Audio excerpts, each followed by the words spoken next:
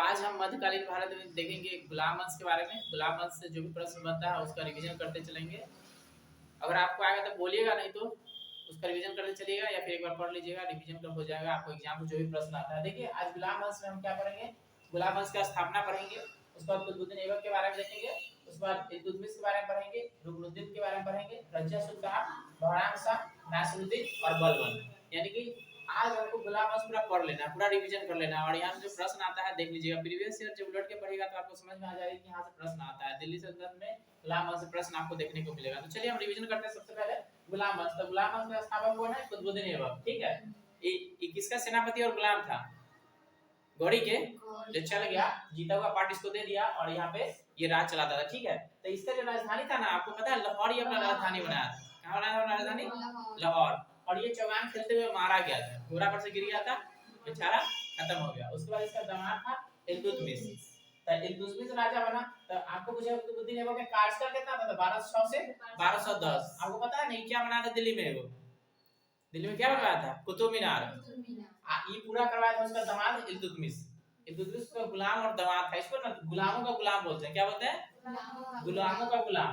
यानी कि गोरी का गुलाम हुआ इल्तुतमिश, ऐबक, ऐबक का गुलाम हुआ इल्तुतमिश।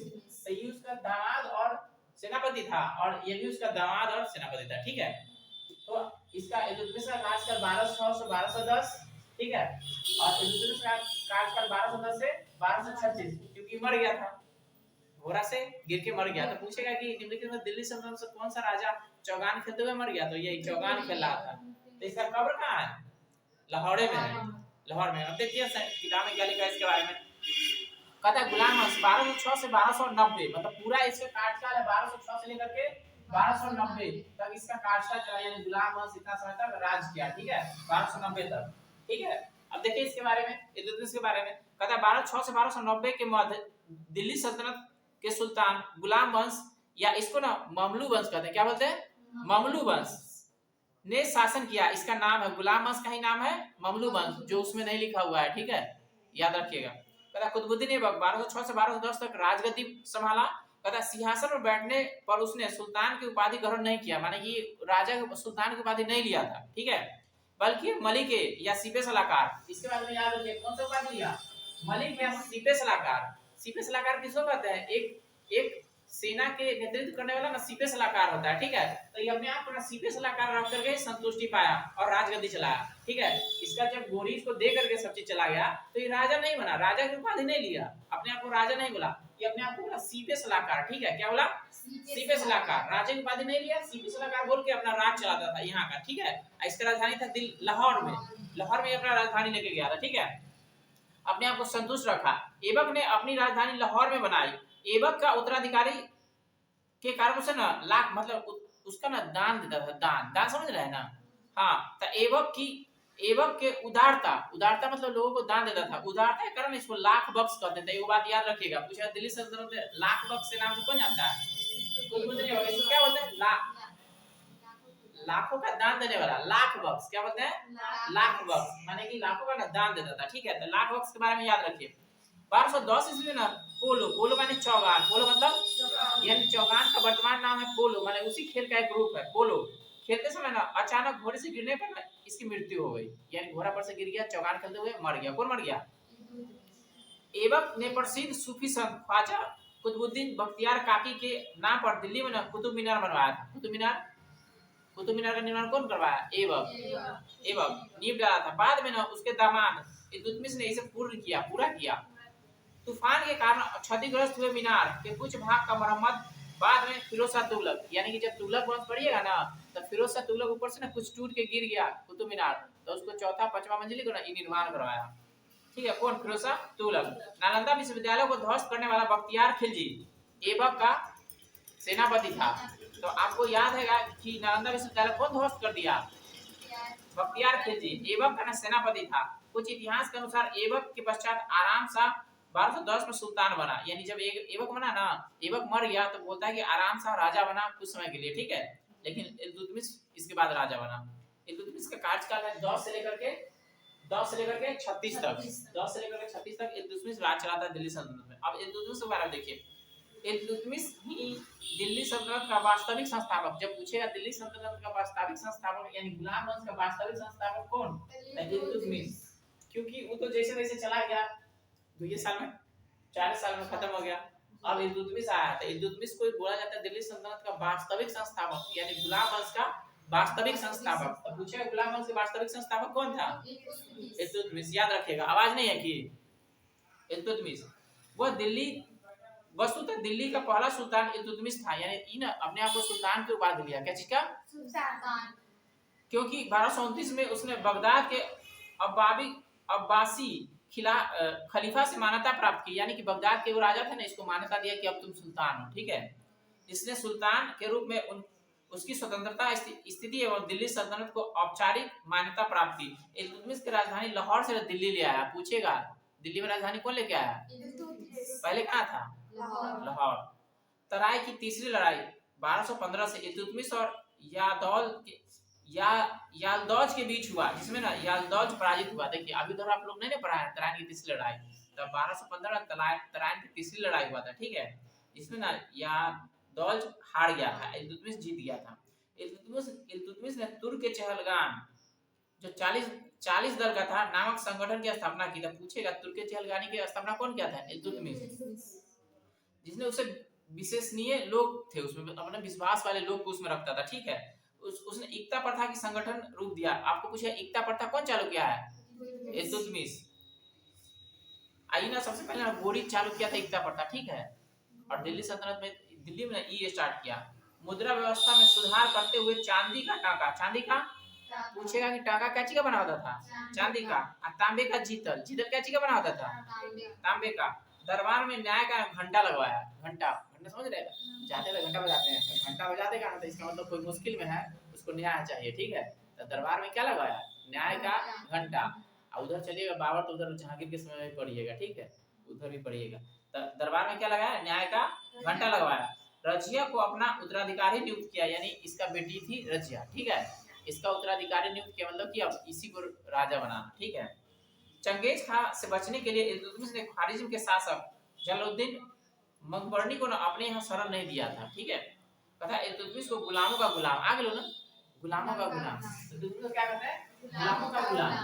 केकर नाम था, इल्तुतमिश ऐबक का, इसको गुलामों का गुलाम कहते हैं। इसका अब समाप्त हो गया। अब रुकनुद्दीन के बारे में पढ़ना है।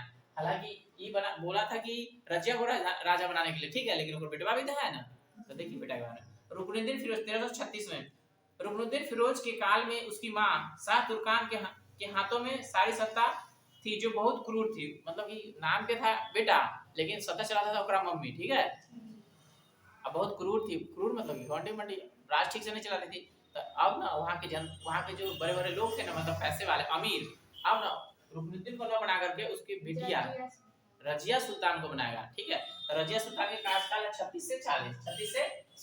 अब रजिया के बारे में पढ़िए। देखिए, पता रुकनुद्दीन फिरोज के विरुद्ध जनता एवं कुछ अमीरों का समर्थन पाकर रजिया गद्दी हासिल करने में कामयाब रही। अब रजिया राजा बन गए। ठीक है, रजिया बेगम प्रथम मुस्लिम महिला थी जिसने शासन की बागडोर संभाली। तो परीक्षा पूछता है कौन मुस्लिम महिला थी जो शासन चलाई थी, रजिया।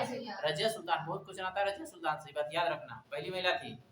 तथा अबिसिनियाई गुलाम याकूब को अमीर आफूर के पद पर नियुक्त किया गया। यानी कि रजिया सुल्तान ना अबिसिनिया के वो गुलाम था, नाम है याकूब। याकूब को ना अमीर आखुर होता है घोड़ा को जो देखभाल करता है, उसका ना पोस्ट पर नियुक्त कर दिया। ठीक है, रजिया के तबरहिंद यानी भटपिता के इक्तादार अलदुनिया से विवाह हो गया। अक्टूबर 1240 में कैथल में रजिया की डाकू ने हत्या कर दी। यानी कि विवाह हो गया अलदुनिया से, और उधर से ना दिल्ली सल्तनत को जीतने के लिए आ रहा था। तो एक जगह है कैथल। ठीक है, तो कैथल में ना इसको ना डकैत समझ के सब लोग मार दिया। ठीक है, हाँ, रजिया को ना डाकुओं द्वारा मार दिया, मतलब डाकू ना इसको मार दिया रजिया को, क्योंकि वहां से आ रही थी दुनिया के साथ दिल्ली सल्तनत को जीतने के लिए फिर से। ठीक है, तो इसका कार्यकाल खत्म, रजिया ही मर गई। रजिया का कार्यकाल भी देख ली। अब देखना तुमको बहराम शाह का भी छोटा कार्यकाल है। देखो बहराम शाह के बारे में क्या कहता है। बहराम शाह के काल में नायाब मालिकात का एक पद पहली बार लाया गया। इस पद पर इख्तियारुद्दीन एदगीन सर्वप्रथम बैठा। 1241 में पहली बार दिल्ली सल्तनत को मंगोल का आक्रमण झेलना पड़ा। यानी मंगोल का आक्रमण कितना समय में हुआ? इसी के समय, बहराम शाह के समय में। यानी मंगोल वाला आक्रमण करना चालू कर दिया बहराम शाह के समय में, ठीक है। तो मंगोल का पहला आक्रमण हुआ बहराम शाह के समय में, याद रखना, मंगोल का पहला आक्रमण बहराम शाह के समय में। तो बहराम शाह के समय पहला आक्रमण हुआ। देखो 1242 में बहराम शाह की मृत्यु के पश्चात अलाउद्दीन मसूद शाह 1242 से 1246 में शासक बना। अब पढ़ना आपको इसके बारे में, नासिरुद्दीन महमूद के बारे में, मतलब वो मर गया, ठीक है। अब कहता है नासिरुद्दीन महमूद, बलबन की सहायता से नासिरुद्दीन महमूद गद्दी पर बैठा। यानी कि ये जो बलबन है ना, ये षड्यंत्र करके इसको बनाया था राजा, ठीक है। इसका एक दामाद था, पहले बेटिया के ब्याह करा दिया, फिर राजा बना दिया। ये ना अपना टोपी से करके जीवन यापन करता था। तब पूछता है दिल्ली सल्तनत में या गुलाम वंश में ऐसा कौन सा राजा था जो टोपी सी करके अपना जीवन यापन करता था? नासिरुद्दीन महमूद। अपना बेटिया अपना ब्याह करवा दिया था बलबन, अब ब्याह करवा दिया फिर हटा करके राजा बन गया, ठीक है। अब देखो इसके बारे में कहता है बलबन की सहायता से नासिरुद्दीन महमूद गद्दी प्राप्त की। यह बलबन का दामाद था। बलबन नायाब मामालिक के पद पर नियुक्त किया, मतलब इसको राजा बना दिया, अपने आप को नायाब मतलब रख दिया, राजा के एक मेन आदमी अधिकारी, सारा टैक्स उसका काम यही करता है, खाली नाम के है राजा, ठीक है। आगे चल के उसको हटा देगा, ठीक है। तब बलबन नायाब मामालिकात के पद पर नियुक्त हुआ था। अब उसके बाद बलबन राजा बनेगा 1266 से 1286 तक, 90 तक इसका कार्यकाल है। बताइए गुलाम वंश के और ही खत्म हो जाएगा। देखिए बलबन क्या करता है। बलबन इल्तुतमिश का तुर्की दास था। क्या था? तुर्की दास था, यानी इल्तुतमिश का दास था, ठीक है। तुर्क का था, तुर्की दास था। उसने ग्वालियर विजय के बाद खरीदा था, मतलब ग्वालियर विजय किया था इल्तुतमिश, तो इसको खरीदा था। बलबन का वास्तविक नाम बहाउद्दीन था। परीक्षा में पूछता है बलबन का वास्तविक नाम क्या? बहाउद्दीन था, याद रखिएगा। नासिरुद्दीन महमूद ने बलबन को उलुग खां कहा था। तो पूछेगा उलुग खां के नाम से कौन जानता है? नासिरुद्दीन महमूद बोला था किसको? बलबन को। तो बलबन का उपनाम हो गया उलुग खां। उलुग खां की उपाधि दिया था। बलबन ने तुर्कान चहलगानी को समाप्त कर दिया, जो ऊपर चालू किया ना तुर्कान चहलगानी, ये खत्म कर दिया, विनाश कर दिया। राजस्व के सिद्धांत का प्रतिपादन किया। तो पूछेगा राजस्व का सिद्धांत का प्रतिपादन कौन किया? बलबन। नियामत एक खुदाई, यानी ईश्वर का प्रतिनिधित्व, और जिल्ले इलाही, ईश्वर का छाया की उपाधि ली। ये अपने आप को उपाधि लिया बलबन, ठीक है। दरबार में सिजदा एवं पैबोस, कदम चूमना। सिजदा और पैबोस का मतलब होता है कदम चूमना, ठीक है। जैसी ईरानी पद्धति को लागू किया। और नौरोज त्योहार के नाम है नौरोज त्योहार है, ठीक है। नौरोज त्योहार ना आरंभ किया। पूछेगा नौरोज त्योहार कौन चालू किया? बलबन। और सिजदा पैबोस कौन लेके आया? बलबन। और रजिया सुल्तान उधर पुरुष की तरह ना कावा और पहन के जाती थी, बुरका लगा के नहीं जाती थी, टोपी और कावा पहन के जाती थी, ठीक है। उधर पढ़ा है ना वही वाला, कावा और कुल्ला पहन के जाती थी, ठीक है। आगे देखिए रक्त की शुद्धता पर बल दिया, मतलब बलबन रक्त की शुद्धता पर बल दिया। बलबन ने अपने को ईरान को पौराणिक योद्धा अफरासियाब के वंशज से जोड़ता था। बलबन ने स्वयं बंगाल का अभियान किया, जो उसका प्रथम और आखिरी अभियान था।